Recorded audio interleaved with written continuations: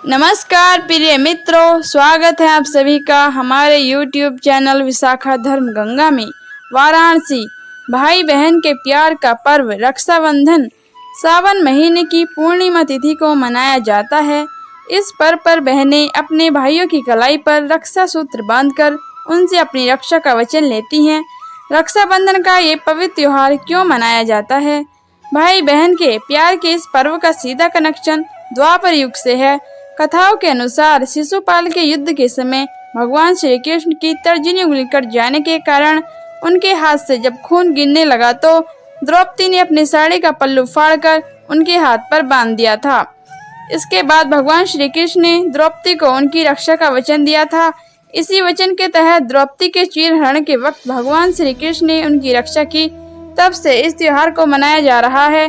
भगवान इंद्र से जुड़ी है ये कथा। रक्षाबंधन को मनाए जाने के पीछे एक और कहानी देवताओं के राजा इंद्र और असुरों के राजा बलि से जुड़ी है। भविष्य पुराण के मुताबिक असुरों के राजा बलि ने जब देवताओं पर हमला किया तो इससे इंद्र की पत्नी सची काफी व्याकुल हो गई। इस युद्ध में देवताओं की जीत के लिए तब सची ने भगवान श्री विष्णु से मदद मांगी तो उन्होंने सची को एक धागा दिया और कहा कि इसे अपने पति की कलाई पर बांधे जिससे उनकी जीत होगी। सची ने ऐसा ही किया तो उस युद्ध में इंद्र की जीत हुई। यही वजह है कि पुराने समय में युद्ध में जाने से पहले बहनें और पत्नियां अपने भाइयों और पति को रक्षा सूत्र बांधती हैं। बहनें लेती हैं भाइयों से रक्षा का वचन। रक्षाबंधन के त्योहार पर बहनें अपने भाइयों की लंबी आयु की कामना के साथ उनके कुशल स्वास्थ्य के लिए प्रार्थना करती हैं। इसके साथ ही साथ भाई अपनी बहन को आजीवन रक्षा का वचन भी देता है। जिस बहन की शादी हो चुकी होती है वह अपनी ससुराल से अपने भाई को राखी बांधने के लिए अपने पापा के घर या भाई के घर आती है और अपने भाई को रक्षाबंधन के दिन बड़े प्यार से राखी बांधती है।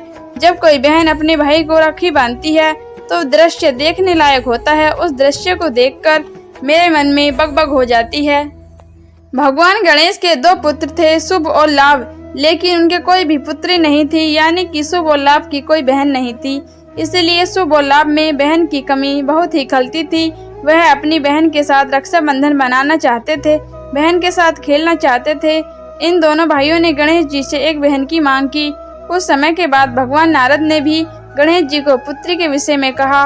इस पर भगवान गणेश राजी हुए और उन्होंने एक पुत्री की कामना की। भगवान गणेश की दो पत्नियां रिद्धि और सिद्धि की दिव्य ज्योति से माँ संतोषी का जन्म हुआ। इसके बाद शुभ और लाभ अपनी बहन यानी माता संतोषी के साथ रक्षाबंधन का त्योहार बड़े ही हर्षोल्लास के साथ मनाते हैं कि एक बार भगवान विष्णु और महाराज बलि के बीच युद्ध होने लगा। इस युद्ध का परिणाम यह रहा कि भगवान विष्णु ने महाराज बलि को हराकर तीनों लोकों पर अपना अधिकार कर लिया। इसके पश्चात महाराजा बलि ने भगवान विष्णु से आग्रह किया कि आप मेरे साथ ही मेरे राजमहल में रहो। तो भगवान विष्णु ने महाराज बलि की बात मान ली और उनके साथ उनके राजमहल में अपनी धर्मपत्नी माता लक्ष्मी के साथ रहने लगे। लेकिन माता लक्ष्मी को कुछ दिन वहां रहने के बाद ऐसा लगा कि यहाँ पर भगवान विष्णु का रहना सही नहीं है और माता लक्ष्मी को भगवान विष्णु और महाराजा बलि की मित्रता पसंद नहीं आई। माता लक्ष्मी ने भगवान विष्णु के साथ अपने वैकुंठ जाने का निश्चय किया, लेकिन भगवान विष्णु राजा बलि को वचन दे चुके थे उनके राजमहल में ही रहेंगे। इस बात को देखते हुए माता लक्ष्मी ने महाराज बलि को अपना भाई बनाकर उनकी कलाई पर एक रक्षा कवच के रूप में एक रक्षा का धागा बांधा।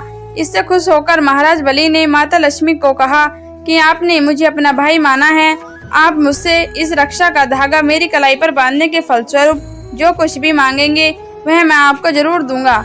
इस पर माता लक्ष्मी ने महाराज बलि से कहा कि आप मुझे और भगवान विष्णु को हमारे बैकुंठ में जाने दें। महाराज बलि ने भी ऐसा ही किया और अपना वचन भगवान विष्णु से वापस ले लिया और उनको अपने वैकुंठ रवाना कर दिया। इसलिए लोग आज रक्षाबंधन का त्योहार मनाते हैं।